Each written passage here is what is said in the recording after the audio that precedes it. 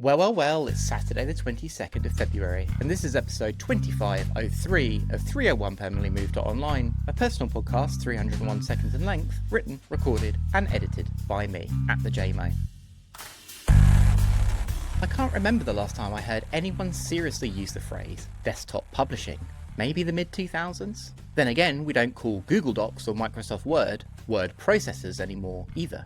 The concept of desktop publishing, laying out a document in a WYSIWYG interface and printing it, has dissolved. It's no longer a distinct category, it's just something you do. It wasn't always this way. Before desktop publishing, if you wanted something printed professionally, you had to go through a typesetter. It was slow, expensive, and locked behind industry expertise, an entire field devoted to permanently affixing words or images to a page.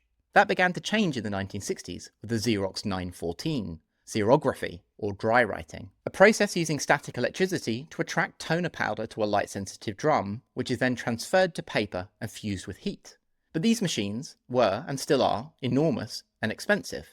I'll skip Xerox PARC and Steve Jobs, a history I presume you know, but one thing rarely mentioned is the Apple LaserWriter, released shortly after the Macintosh in 1985. A $7,000 printer in 1980s money, that sounds expensive, but it could connect up to 16 Macs, bringing the cost per user down to $400, and unlike a copy machine, could print things from a computer. The same year, PageMaker, the first mainstream desktop publishing software, was released. With a Mac, a printer, and PageMaker, you could bypass the entire print process. Small, affordable tools replaced massive typesetting systems overnight. Aldus Software founder, Paul Brainrot, coined the term desktop publishing as a marketing hook. Back at Xerox PARC, Ted Nelson, the godfather of hypertext, had tried to convince his bosses that being able to print things from a computer was going to be a big deal, and he was right. Growing up, Microsoft Paint was for drawing, Word was for writing, and MS Publisher was for printing. As a teen, I had a cracked copy of PaintShop Pro and did layout work in that, even though it wasn't built for it. But that was normal. We all just used whatever software we could get. When I first made proper zines in the early 2000s, they were still paste and print. People designed sections on a computer, printed them, cut them out, and physically pasted them onto a master copy before being photocopied. Printing from a computer was still more expensive than simple photocopying for short print runs, and still is. The first time I fully laid out a zine digitally and got it printed in bulk at a shop was around 2005, which is what I'd still do today. But I keep coming back to the phrase desktop publishing.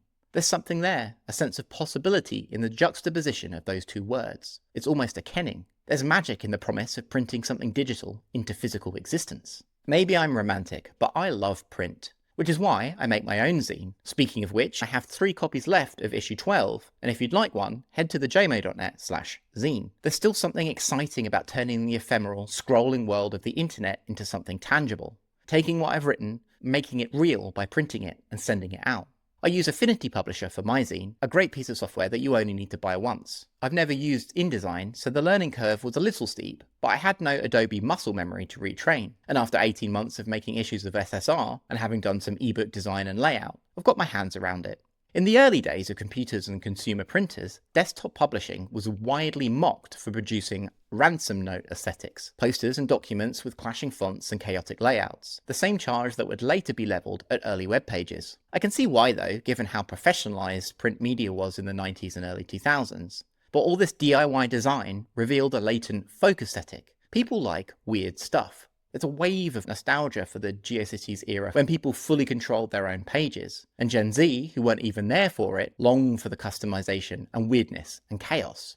Facebook and Zuckerberg's personal offense at users modifying their profiles has shaped the modern web into something rigid and sanitized. Flat design, UI guidelines, cards, everything uniform, frictionless and dull. But the folk aesthetic is still alive in Brainrot videos on TikTok and Shorts. Layered text, split-screen chaos, low-effort, deep-fried memes. It's the ransom note aesthetic, reborn in moving image for our hyper-mediated attention economy. I recently added Desktop Publisher to my LinkedIn bio. I realise I'm a writer, podcaster, and desktop publisher, and that just sounds so cool in 2025. Last year, I wrote about the doc web, and I keep circling back to the same ideas. I'm not interested in content, I'm interested in publishing. I publish my zine, I publish my blog posts. Even my podcast, I click publish to put it out into the world, mass producing and physicalizing. Taking something virtual and making it tangible. It's an idea that excites me. Making Start Select Reset still gives me the same feeling I had in 1995 making my first zine with my friend Ben Walters about Sonic and Sega games. Hear me out. Desktop publishing.